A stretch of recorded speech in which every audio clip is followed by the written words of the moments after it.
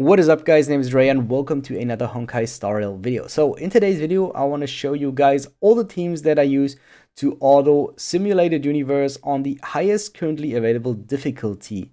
But before we hop into today's video, I just want to thank you guys again, and I want to point you guys to my YouTube short section, which is currently the content that I'm mainly focusing on.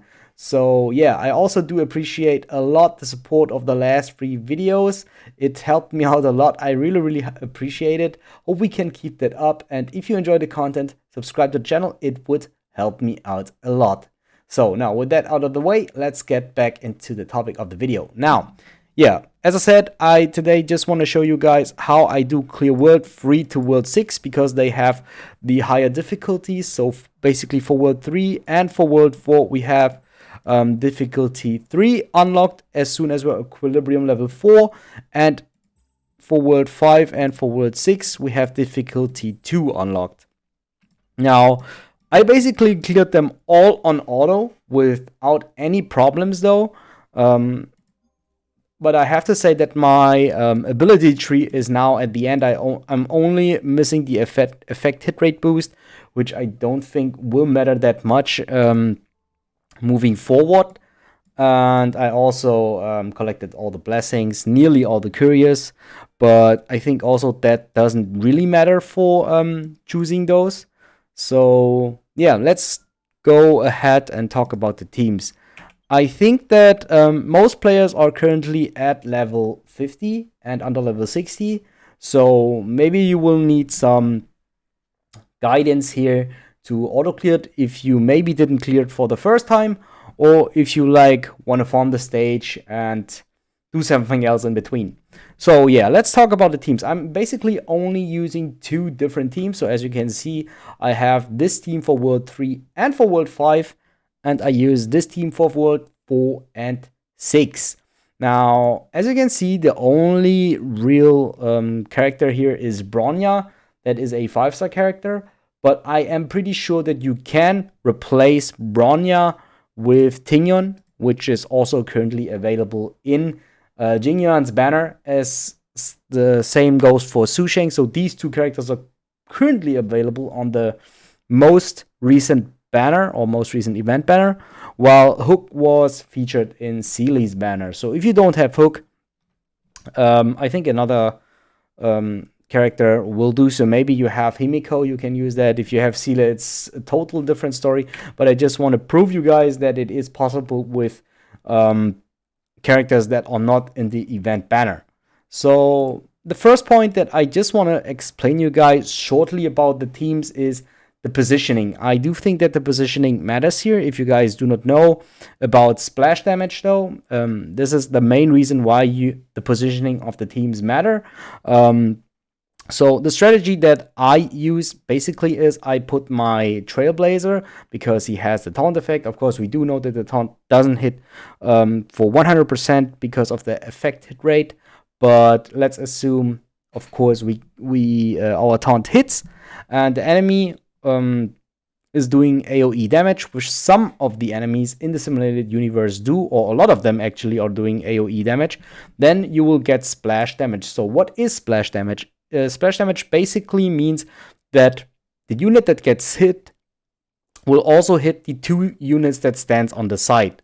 Now it kind of seems a little bit logically.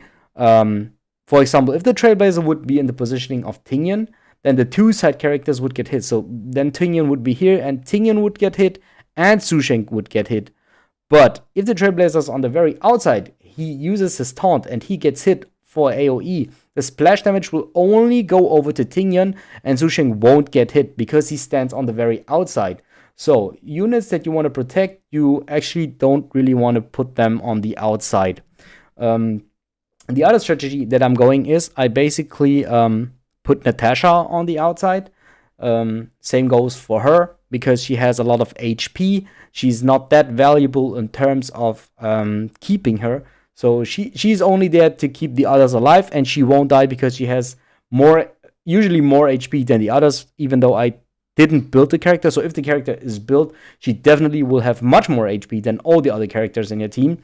But because we are not really on relics currently, the character on the very outside will just have naturally more HP but isn't built. Yeah, so Susheng is basically protected because the Trailblazer doesn't stand here. You can also move it around. You can, if you like it, you can put the Trailblazer like here, then Tingyan here, Susheng here, and Natasha here. So you can just move it around. And yeah, actually, it is the exact same strategy for the Hook team. And as I already said, you just can replace Bronya with Tingyan. It should be totally fine if you want to do so. Now, I just want to show you guys like a quick rundown of the weapons, traces that they are currently, and the relics. So I just want to show you guys that I am not really using anything special here.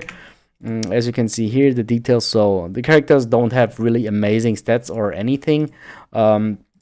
I just upgraded them naturally. So like traces, light cone, then level, and I just use like the relics that I currently have. I don't actively farm relics except this one time for Susheng. I farmed until I have every piece, even though like most of her pieces aren't that good to use. So yeah, just want to click through. So it's not really something special, which I just want to prove you guys that you don't need the best equipment to do this. Is there another character that I'm using? No, that these are basically all the characters, and yeah. Just go for all the traces. So yeah, I think like that's it basically for the team. Now let's talk about the path that we're using, because that is a very important thing. Starting with World 3 difficulty 3, the enemy is Gepard. If you want to auto this, there are two ways to do this. I sometimes use preservation or destruction. I have a little bit more success with preservation, so it is more consistent. I'd say like at least 80 to 90% success rate, while destruction has more like 70 to 80% success rate for me at least. But sometimes it really depends on the buff that we rolls. But for World 3, I recommend using Preservation or Destruction. And of course, use the team with Susheng, because he has Physical as one of his weaknesses. If we move to World 4, for World 4, I use the Destruction path only. I only use the Destruction path. I never use another path for this. With the Hook team, basically, Hook carries the whole fight on the last stage. If you have Jingyan, you just can do Jingyan on this. If you build it, your then Hang will also do the work instead of Hook. So you can basically always build the exact team, but replace the DPS that I'm using. So for the one team, I use Susheng, which is currently available in Jingyan's banner. So if you really want to have her, you can pull for her. It should be kind of easy to get her. And if you missed out on Hook because you started after Seely's banner, then you just can use Dan Hang for this, for example. So you don't really rely on Hook, but I wanted to use Hook because I kind of like her. And yeah, Destruction path for World 4, and these are like the possible DPS characters that you can use. For World 5, difficulty 2, the boss is Kafka.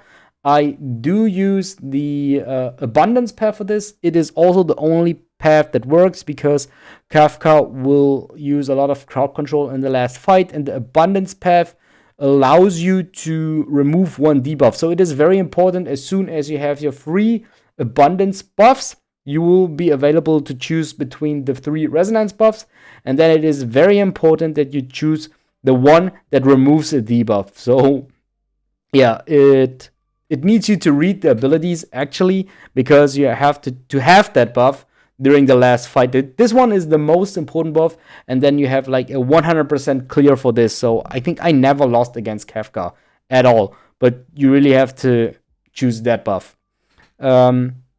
I think this is the same though. I use Susheng for that.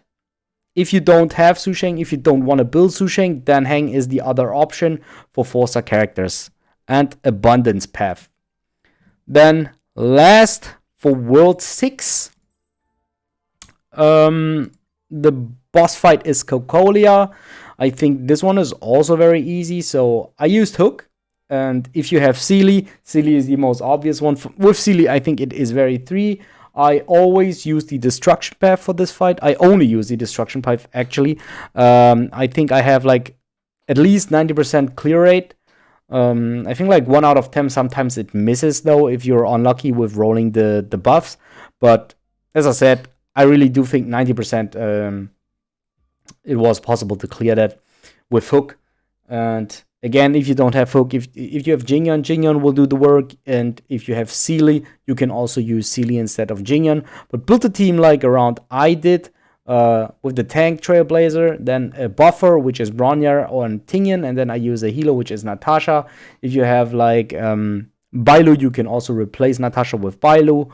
And if you have Japort, if you really want to, you could replace the Trailblazer with Japort, but I think it wouldn't really make sense for this fight.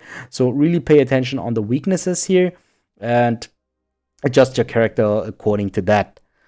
Yeah, I think that's like all the things that I wanted to share with you guys. Now you really have all the information that you need.